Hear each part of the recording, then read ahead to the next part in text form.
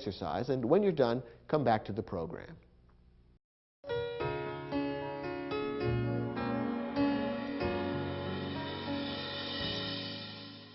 Let's take a look at the first sentence.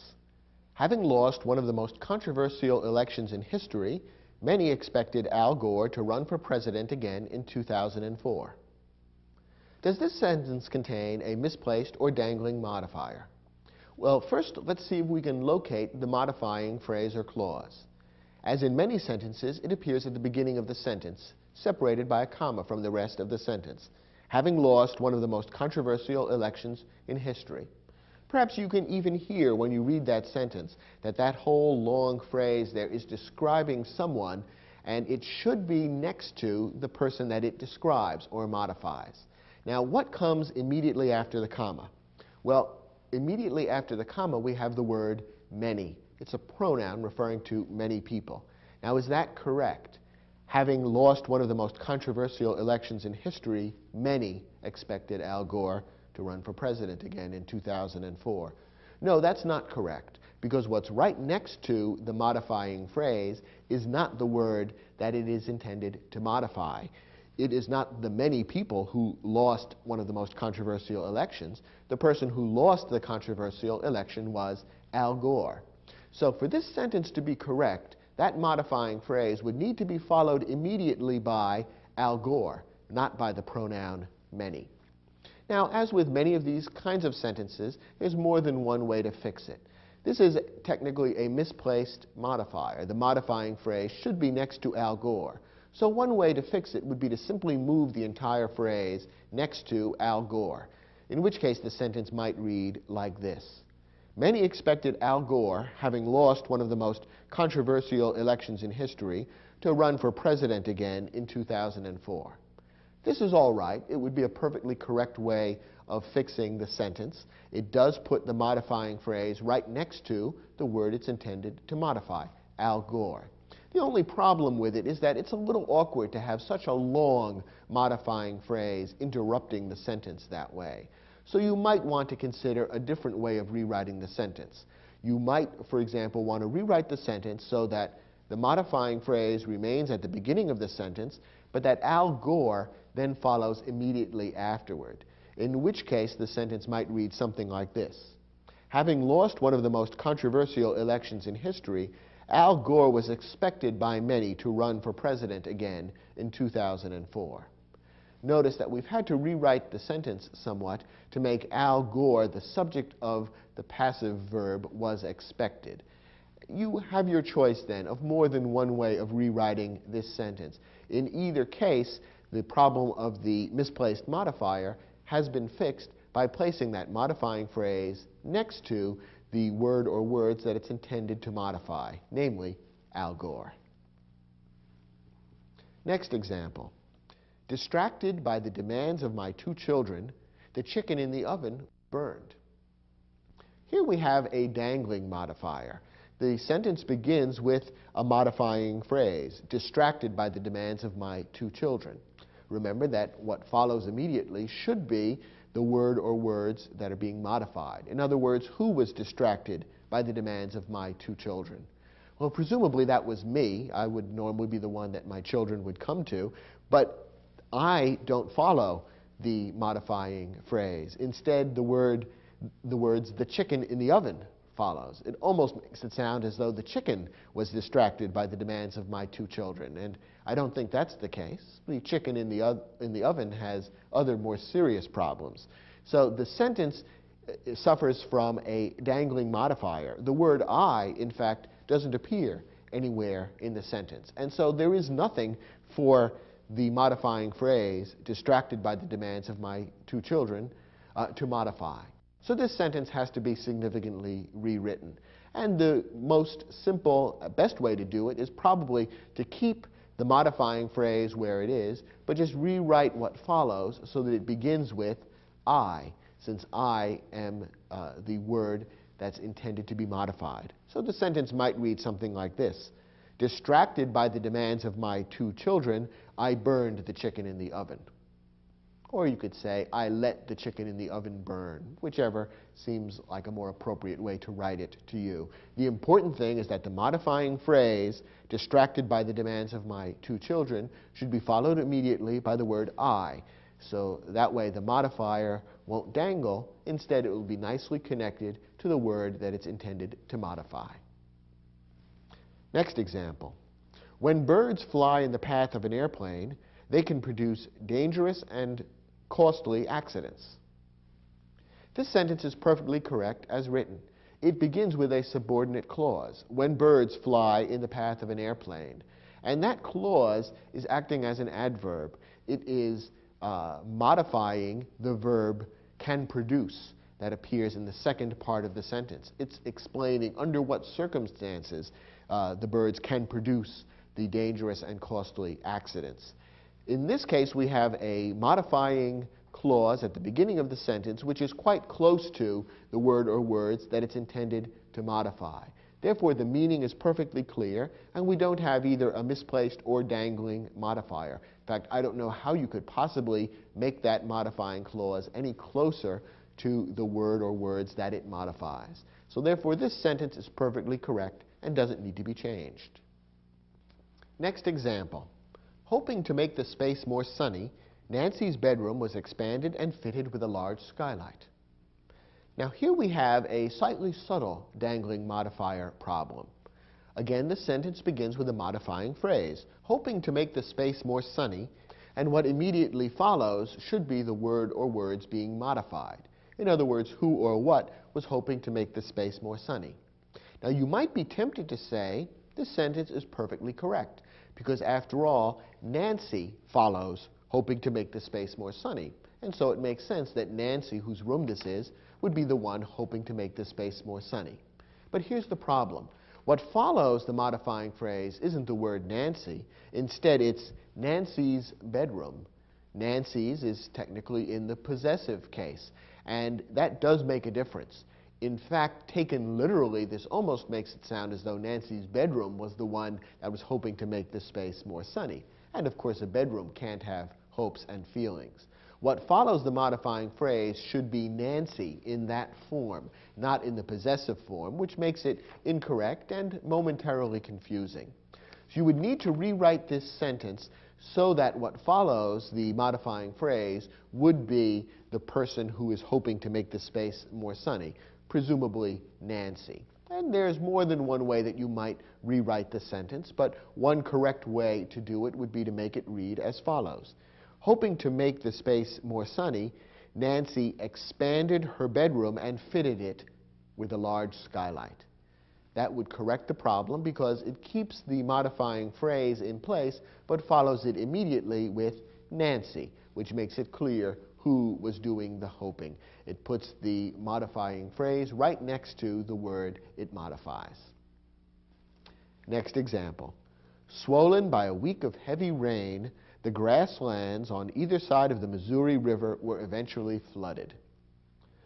Once again, we have an opening phrase which is intended to modify something else in the sentence. Unfortunately, in this case, we have a misplaced modifier. Swollen by a week of heavy rain describes who or what? Well, it doesn't describe the grasslands. They weren't swollen. It was the Missouri River that was swollen by a week of heavy rain. Swollen means to make bigger or fuller. And after a week of heavy rain, a river would indeed become swollen. It would become bigger and fuller with water, which is why it would eventually overflow its banks and flood the grasslands on either side. So that modifying phrase, swollen by a week of heavy rain, ought to be right next to the Missouri River. Now, since we have a misplaced modifier in this sentence, we could fix it by moving the entire modifying phrase to follow the words Missouri River. But a less awkward and easier to read sentence would probably be the result if we instead moved the words Missouri River to immediately follow the modifying phrase at the beginning of the sentence. The sentence could read something like this. Swollen by a week of heavy rain, the Missouri River eventually flooded the grasslands on either side. In this way, by leaving the modifying phrase where it is and moving the Missouri River to immediately follow the modifying phrase, we've made the relationship very clear and solved the misplaced modifier problem. Whenever you use a modifying phrase or clause in a sentence, always make sure that what's next to it is what you intend it to modify. Otherwise, you'll create at least momentary confusion for your reader and sometimes a rather comical effect. So reread the sentences you write and make sure that they're not guilty of misplaced or dangling modifiers.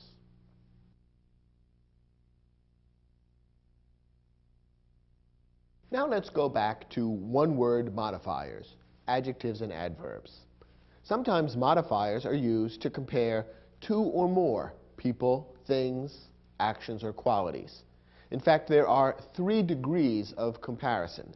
These 3 degrees are known grammatically as the positive degree, the comparative degree, and the superlative degree. In this lesson, we'll provide you with the rules you need to know to form and use all 3 degrees of comparison correctly. First, the positive degree.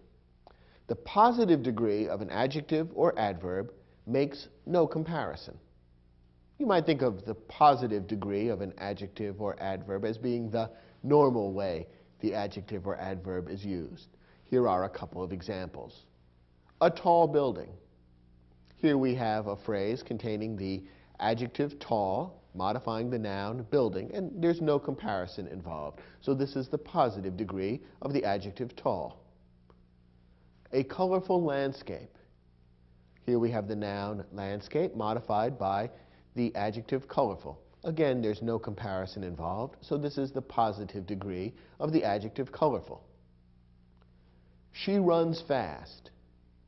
In this short sentence, the verb runs is modified by the adverb fast.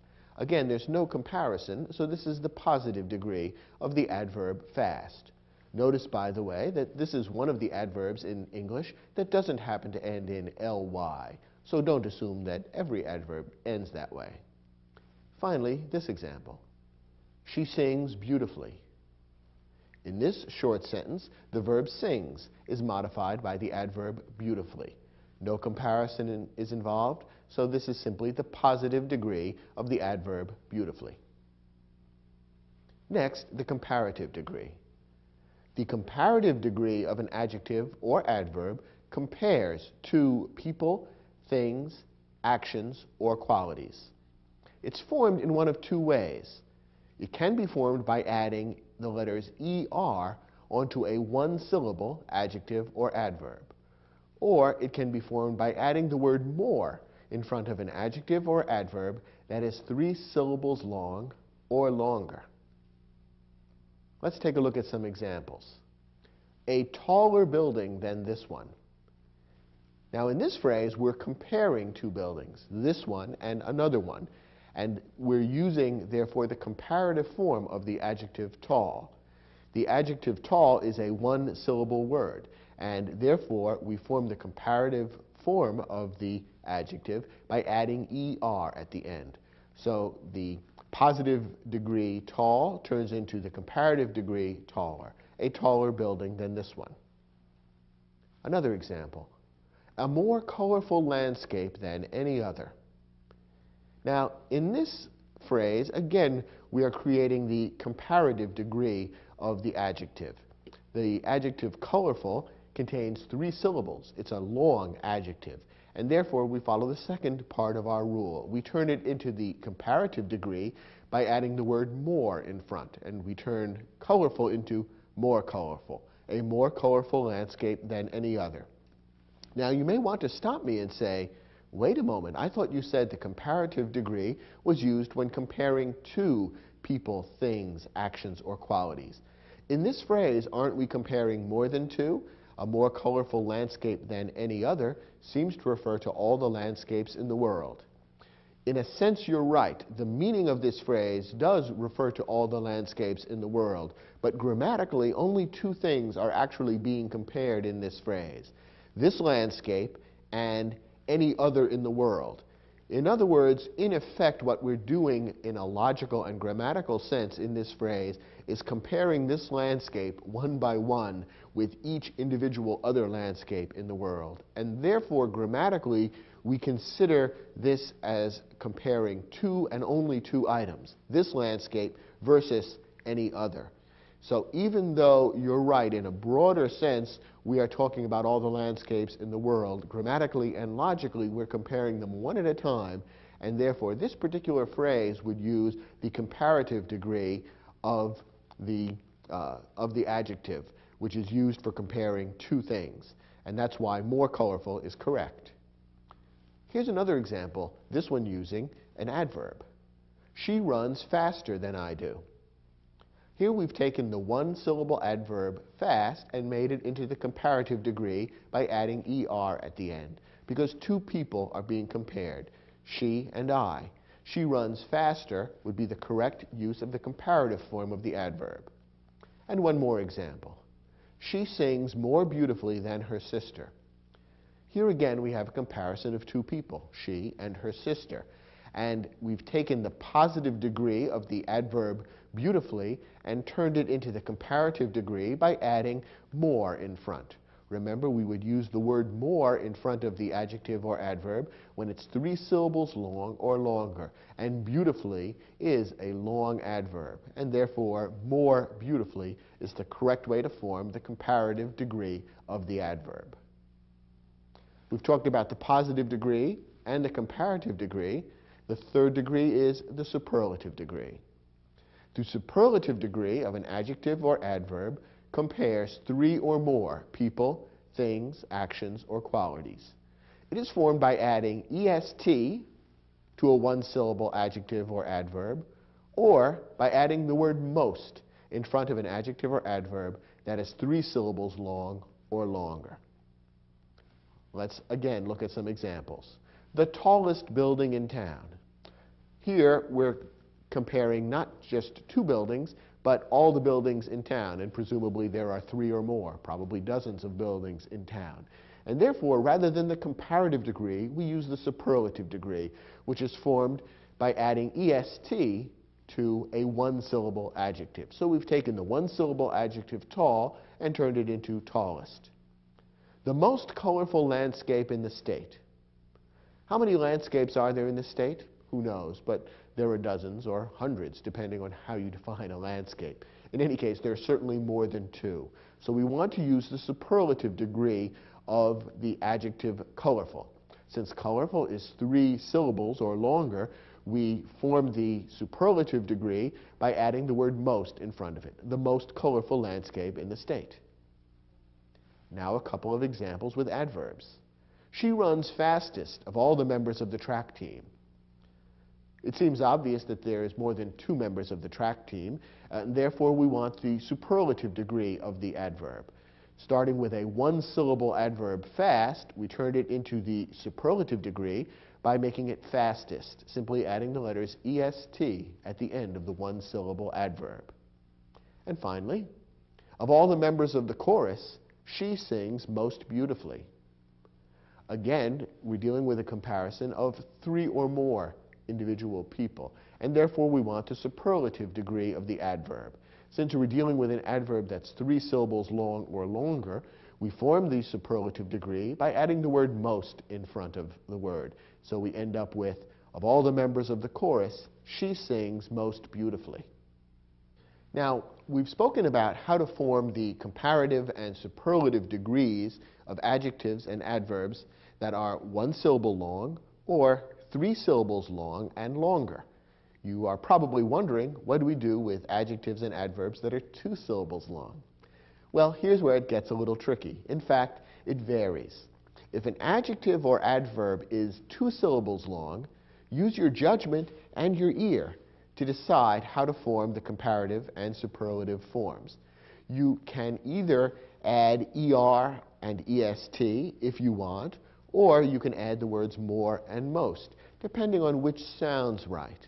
And in most cases, it will be fairly obvious which sounds better. Let me give you a couple of examples. Take the adjective hungry, a hungry man. How would you form the comparative and superlative forms of hungry.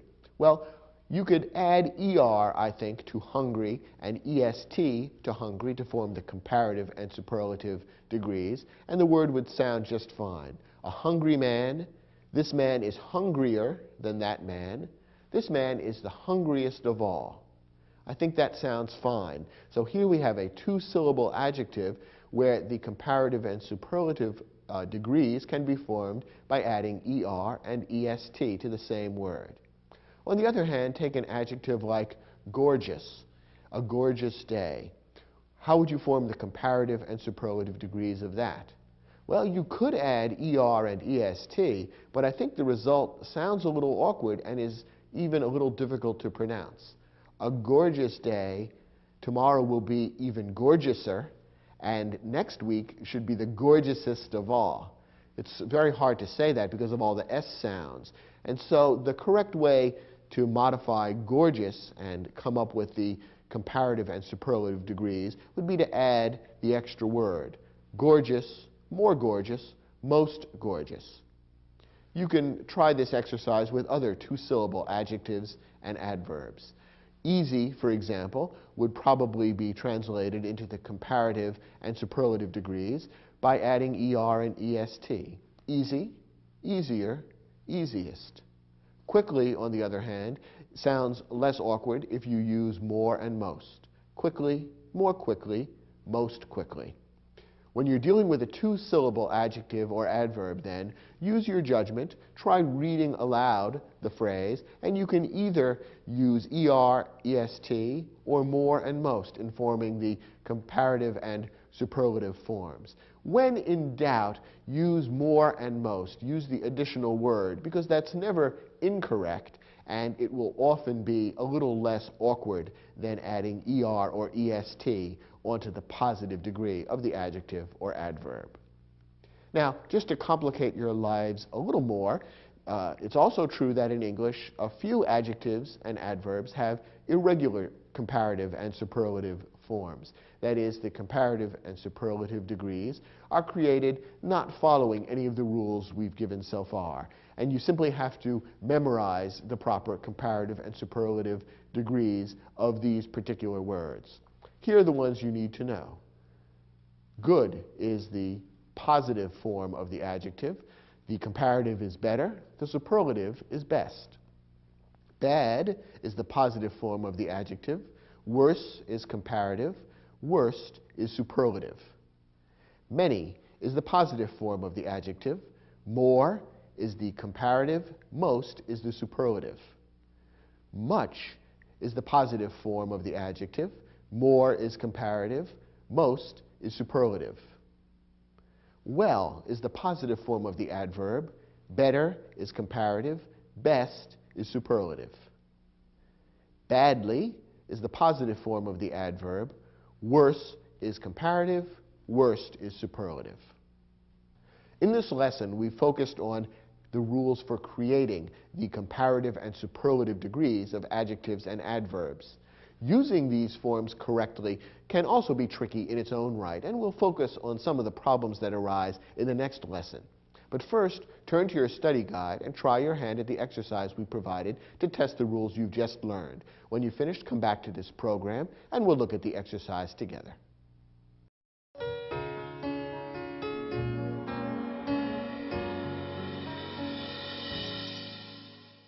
Now, in this exercise, we provided a number of sentences, each of which has a blank space. And in the blank, a comparative or superlative adjective or adverb is required. We've provided at the end of the sentence, in parentheses, the positive form of the adjective or adverb. So your job is twofold. First, to decide whether the comparative or superlative degree is correct, and then to form it correctly and insert it into the blank space in the sentence. Let's see how well you did. First example.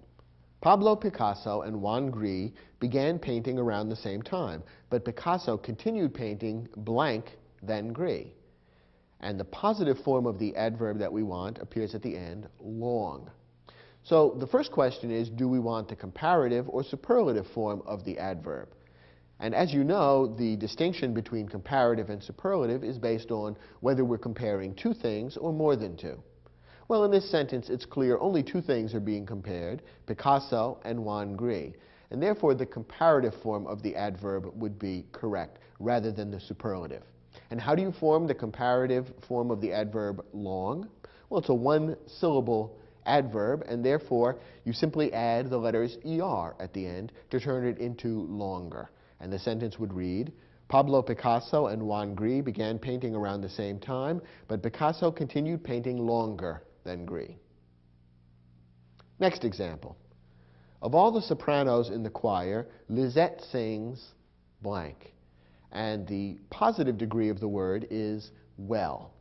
Now, in this case, do we want a comparative or superlative form of the adverb well? Once again, it's based on how many things or people are being compared. And in this case, it seems clear that more than two people are being compared. The sentence reads, of all the sopranos in the choir. And in a normal choir, you would certainly have more than two sopranos. If there were only two, the sentence would probably read differently. It might say something like, of the two sopranos in the choir, or compared to the other soprano in the choir, something that would make it clear there's only two people involved. So the sentence certainly makes it sound as though there are three or more sopranos involved. So therefore, we want the superlative degree of the adverb well. And as you know, the adverb well is one of the irregular adverbs. It forms its comparative and superlative degrees irregularly rather than according to the usual rules. And the three forms of the adverb well are well, better, best. The superlative form is best, and the sentence should read, of all the sopranos in the choir, Lizette sings best. Next question.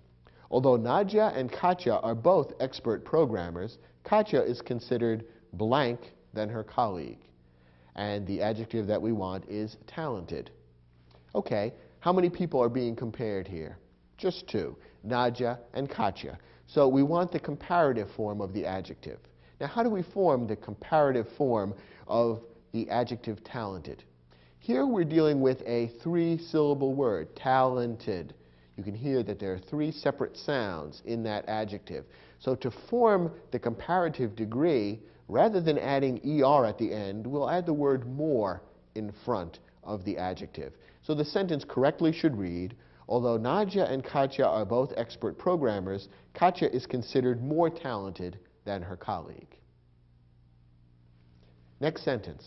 The island of St. Martin boasts 36 beaches, and many visitors say that Orient Beach is the blank of them all. And the positive degree of the adjective is alluring. First, how many things are we comparing? Well, obviously more than two. In fact, the sentence tells us there are 36 beaches involved. So rather than the comparative degree, we want the superlative degree. Now, the adjective alluring contains how many syllables? Three, alluring. Therefore, we need to form the superlative degree by adding the word most in front. And the sentence should read, the island of St. Martin boasts 36 beaches, and many visitors say that Orient Beach is the most alluring of them all. Next sentence. No one feels blank about the mistake Carlos made than Carlos himself. And the positive degree of the adjective is bad. Now, do we want the comparative or superlative degree here?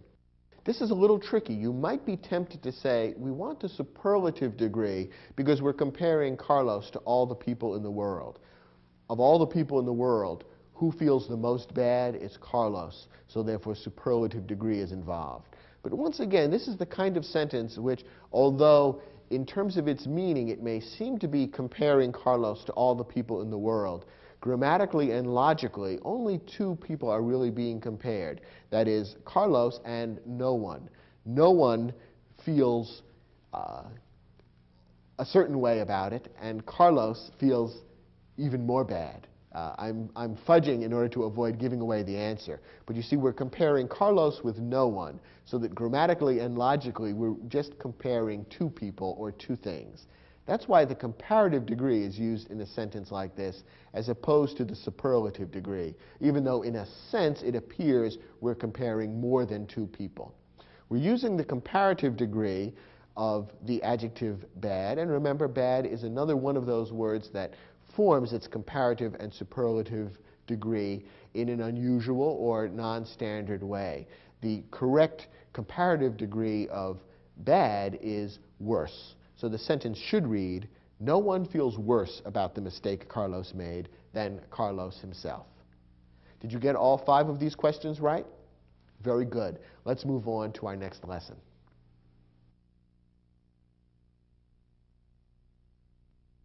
Now, there are certain mistakes that people often make when using comparisons in sentences. In this lesson, we'll look at the 3 most common such mistakes and learn how to avoid them. First, avoid making a double comparison. A double comparison, what does that mean? Well, look at this example and then we'll discuss it.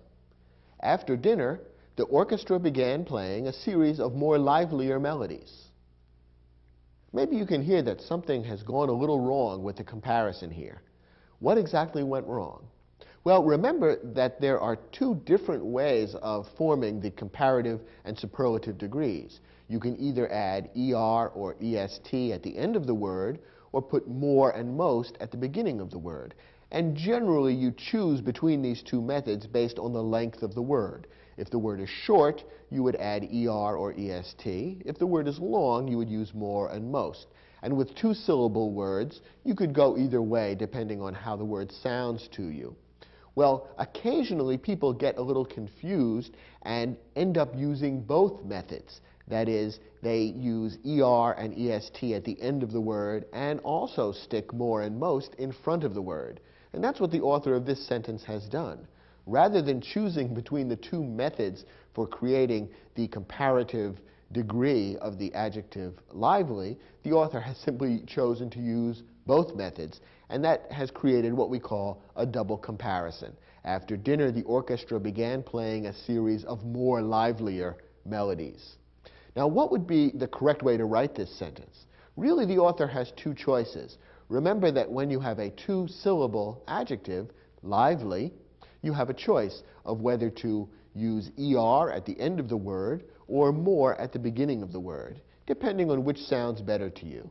So the author could have written the sentence in either of 2 ways. The author could write, after dinner, the orchestra began playing a series of more lively melodies. Or the author could write, after dinner, the orchestra began playing a series of livelier melodies.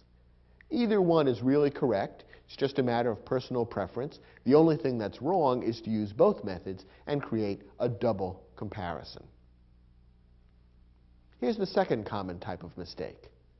Some adjectives are absolute and cannot be compared. This means that there are certain qualities that are considered to either exist or not exist, and therefore it's not considered appropriate or logical to deal with comparative or superlative degrees. Either you are or you aren't, and you can't be more or less. For example, some of the adjectives that are considered absolute are first, last, equal, and unique. Perhaps you can see why these would be considered absolute qualities, which can't really be compared. For example, first. If you are first in line, you're first in line. No one else could be more first than you, or the most first. Either you're first or you're not. Perhaps the adjective where we see this mistake most often made is the word unique. Literally, the word unique means one of a kind. If something or someone is unique, that means there's no one else, nothing else like them in the world. They are simply different from everything or anybody else. And any one thing that is unique would be just as unique as anything else. In a sense, of course, all people are unique, but you can't really compare different degrees of uniqueness. If there's only one in the world, then there's only one in the world, and something else can't be more unique or less unique than that. Either something is unique or it isn't. If it isn't unique, that means there's another match to it. If it is unique, it's one of a kind, and it's an absolute quality. Nonetheless, people often mistakenly use the comparative or superlative form of the adjective unique, thinking, I think, that the word unique really means something like unusual. So you might often see a sentence like this one. The architectural designs of Frank Gehry are the most unique in the world today. This is really wrong because it is creating the superlative degree of the adjective unique, which should be considered absolute and therefore not comparable. You could make this sentence correct by changing the word unique to a word like unusual or distinctive. So the sentence would be correct if it read, "The architectural designs of Frank Gehry are the most unusual in the world today." You can see that this makes sense because there could be degrees of something being unusual. You could have one architect whose work is unusual, someone else who's even more unusual, and another person who's even more unusual than that. So unusual is different from unique, and it can be compared. Our third rule: make sure that the items being compared are truly comparable. If not, reword as necessary. Now, there are a few ways that you can go wrong in terms of drawing comparisons between things. And probably the simplest way to explain this is by showing some examples and discussing them. You'll probably recognize some of these mistakes because they're very common. We all make them in our writing. And whenever you make a comparison, you need to think carefully about what you're comparing and how in order to avoid these mistakes. Here's our first example. The tropical fish found in the Caribbean are less colorful and varied than the South Pacific. All right, the person who's writing this sentence is trying to compare two things, namely the tropical fish in the Caribbean and the tropical fish in the South Pacific. But notice the way the sentence is actually worded seems to be comparing things that can't directly be compared, because he's left out certain words. If you look closely at what the sentence actually says, it appears to be comparing the tropical fish found in the Caribbean with the South Pacific. The South Pacific, of course, being an ocean. So rather than comparing one group of fish with another group of fish, the author of this sentence, if you take it literally, seems to be comparing a group of fish with an ocean, two things that are not the same at all. Now, of course, we can figure out what the author means, so we don't literally become very confused by this. But again, there's that momentary hesitation. We have a vague feeling something's wrong here. The author's not saying exactly what he's really trying to say, and it is considered incorrect. So the author of this sentence would want to rewrite it in one of a couple of ways. One way would simply be to add in the words to make it clear what's being compared.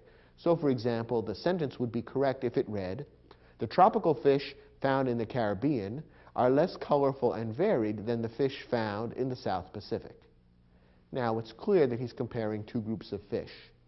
If you don't want to repeat the word fish, you can use a pronoun instead. And the sentence could then read, "The tropical fish found in the Caribbean are less colorful and varied than those in the South Pacific."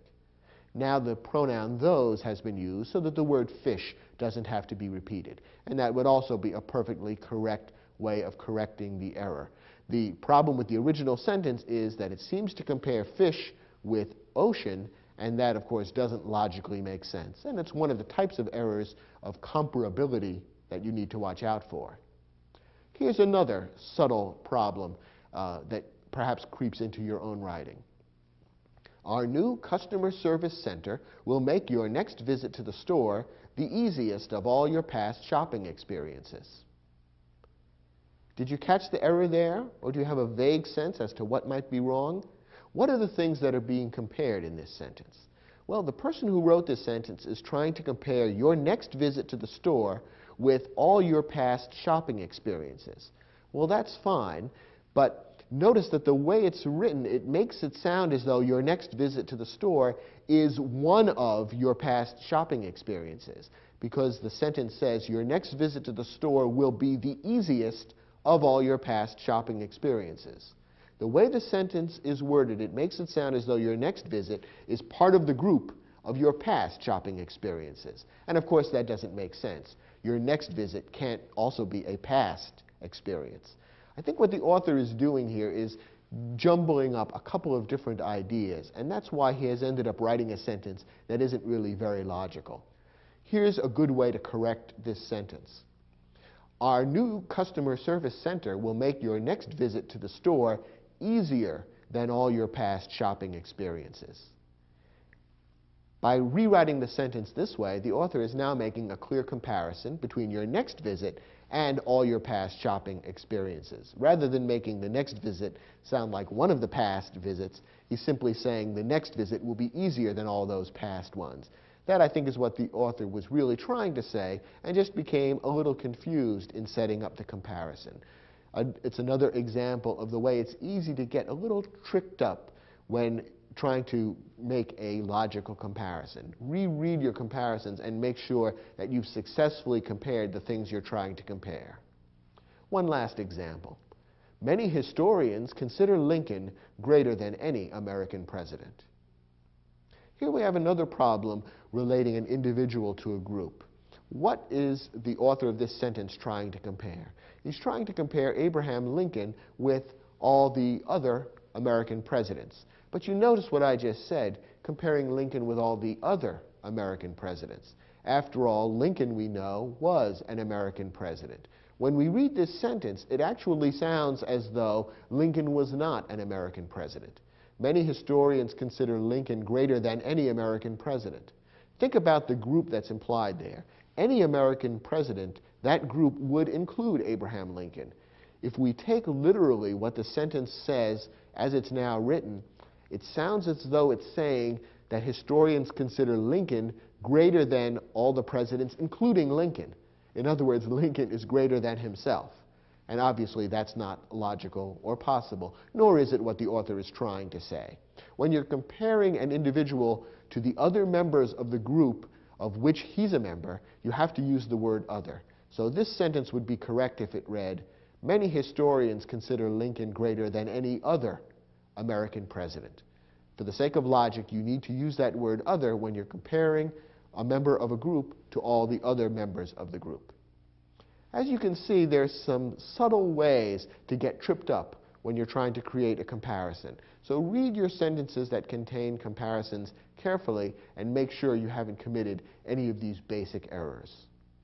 Okay, try your hand one more time at the exercise in the study guide, and then let's look at those questions together and see how well you've figured out how to avoid these problems with comparisons.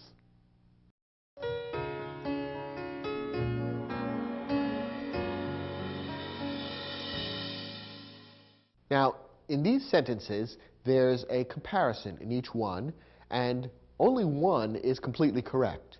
The others all have an error of one kind or another, and your job is to locate the error and then figure out how to correct it. Let's see if you were able to do that. Start with the first example. The story of the development of anesthesia is stranger than any other scientific discovery. Here we have a subtle problem of comparing two things that aren't really comparable. Why is that? Well, let's see. What are the two things that are being compared in this sentence? First, we have the story of the development of anesthesia, and that is being compared to any other scientific discovery. Do you see what's wrong with this comparison? On the one hand, we have a story, and on the other hand, we have a scientific discovery. What's missing from the second part of the comparison is the idea of a story. What we're really trying to say, what the author is trying to say, is that one story is stranger than any other story. But the word story is necessary, otherwise you seem to be comparing the story with the discovery. And those are really two slightly different things. So the right way to state this same concept would be to say something like the following. The story of the development of anesthesia is stranger than the story of any other scientific discovery. Or if you don't want to repeat the word story, you can replace it with a pronoun and write the sentence this way. The story of the development of anesthesia is stranger than that of any other scientific discovery. Either way would be perfectly correct. The point is that you need to make the comparison between two comparable things, the story and other stories, as opposed to the story and the discovery, which are two incomparable, different things. Our next example is the sentence that happens to be perfectly correct. The Hermitage in St. Petersburg has the world's most impressive collection of paintings by Rembrandt. Here the Hermitage collection is being compared with all the other Rembrandt collections in the world. There are more than two, and so therefore the superlative form of the adjective impressive is correct, and there's no problem with comparability, there's no double comparison, and no adjective that is absolute has been mistakenly compared. So this sentence doesn't contain any errors. It's perfectly correct as written. Our next sentence does contain an error. The government of Switzerland is older than any government in Europe. Here we have a problem because Switzerland is, after all, a government in Europe, or Switzerland is a country in Europe.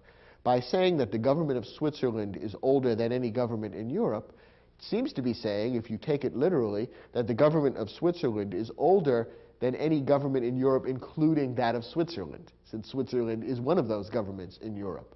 Once again, remember that when you're comparing one member of a group with all the other members of the group, you have to use the word other. So this sentence would be correct if it read, the government of Switzerland is older than any other government in Europe.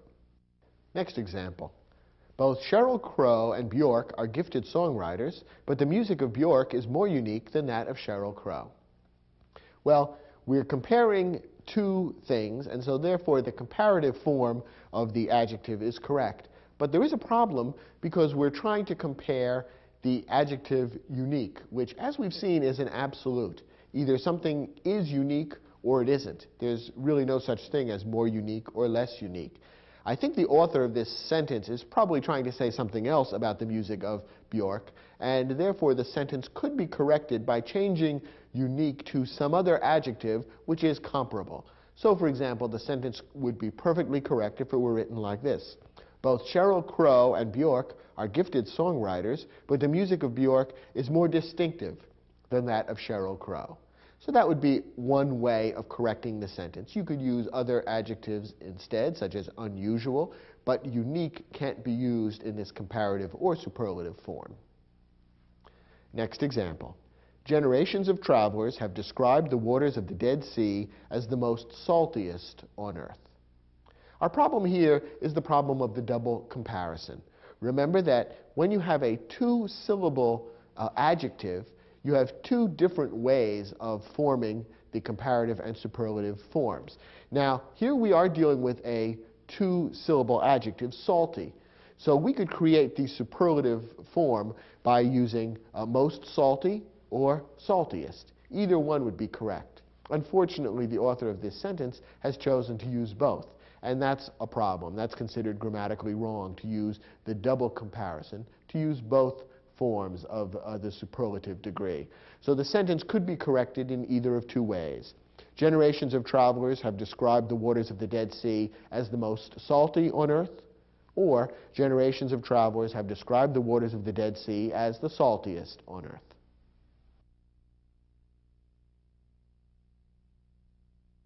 This concludes our program on how to use modifiers correctly. Now you're an expert in using adjectives and adverbs and in creating interesting comparisons. So you should be able to go out and sprinkle your writing with all kinds of lively, vivid, colorful, and interesting descriptions using these modifiers correctly. And you can do it without fear of making a grammatical error.